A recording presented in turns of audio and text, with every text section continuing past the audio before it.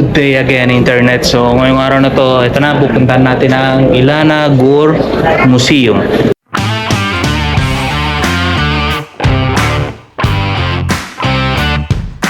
So, pasukin natin yung museum. Mukhang maganda to. So, bawal ang bag dito sa loob ng museum. So, 45 shekel yung binayaran ko. So, ang museum dito sa Israel is more on arts.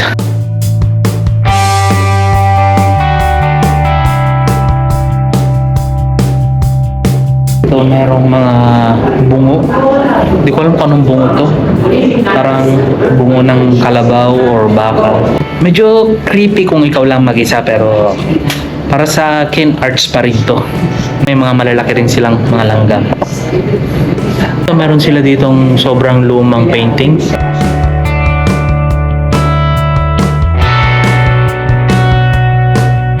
Hindi ko maintindihan. Drawing siya ng mukha, pero parang ginalaw-galaw na ng bata.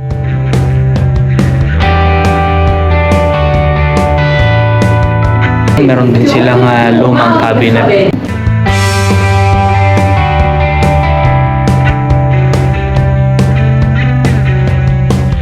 Sa side na to, sa baba ng television, merong isang lumang piano. Meron ding book.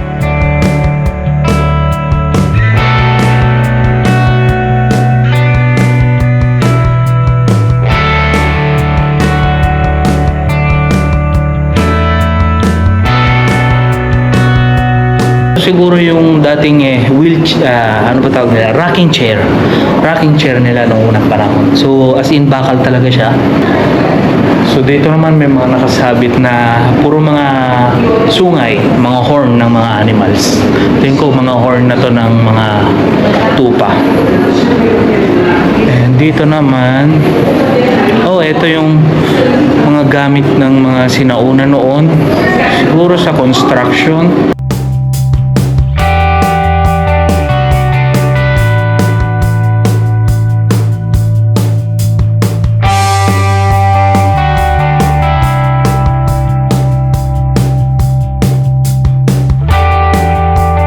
So, nakikita nyo, itong mga pader nila is hindi siya makabagong pader, makaluma. So, yung mga ibang pader sa second floor, makabago na siya, pero dito sa baba is makaluma talaga.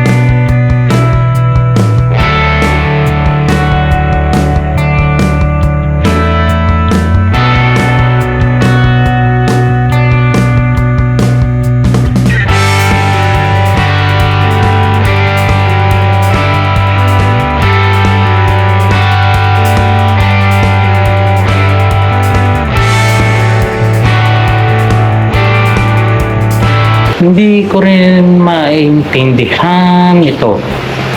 Ewan ko kung anong ibig sabihin nito. Kung bakit ganito, may lalaki, yun, may-ari siya. So, lalaki siya. Itong nakatayo, half lang, may-ari din, babae. Tapos, merong toilet. May upuan, Star of David, ahas. Hindi ko alam, siguro Adan at Eva, pero hindi ko talaga maintindihan.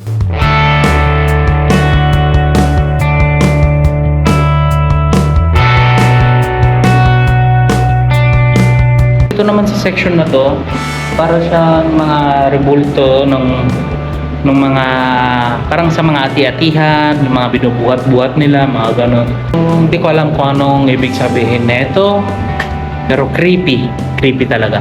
So, kung sino man makakita na ito, please enlighten me ulit.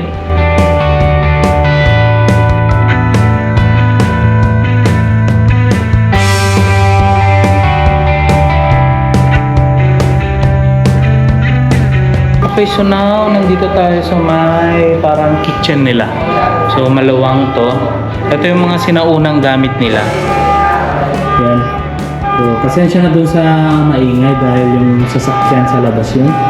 Rinig mo rinig dito sa loob. So, ito siguro mga ginagamit nilang kainan pag merong mga kasalan.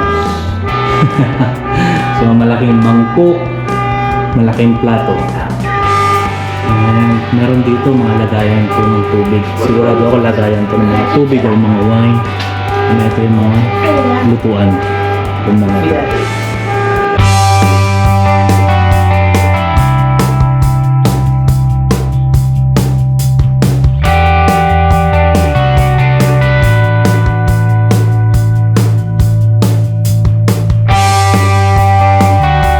So, nandito ako sa may parang terrace nila. Maganda rin. Malupit. Nandito yung mga malalaking jar. May nakalagay na kahoy. Aaron Bezalel. 1925 to 2012. So, Afghanistan and Israel. So, hindi ko alam kung ano ibig sabihin nitong course na to. Pero sa tingin ko kahoy lang siya. Lumang kahoy talaga.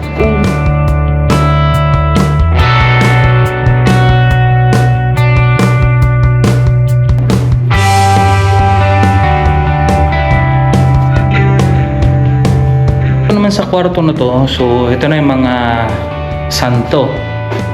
Dito si Jesus Christ naka-crucifix, ayan. So mga angel. So tingin ko itong section ng kwarto na to is para sa mga Roman Catholic.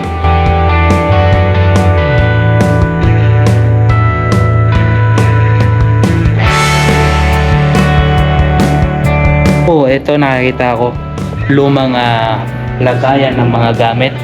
So nakikita ko lang to sa mga movies. Meron siyang nakalagay na mga gold coins sa loob. So dito yung mga maraming sculpture sa taas. At tanaw na tanaw mo din dito yung dagat.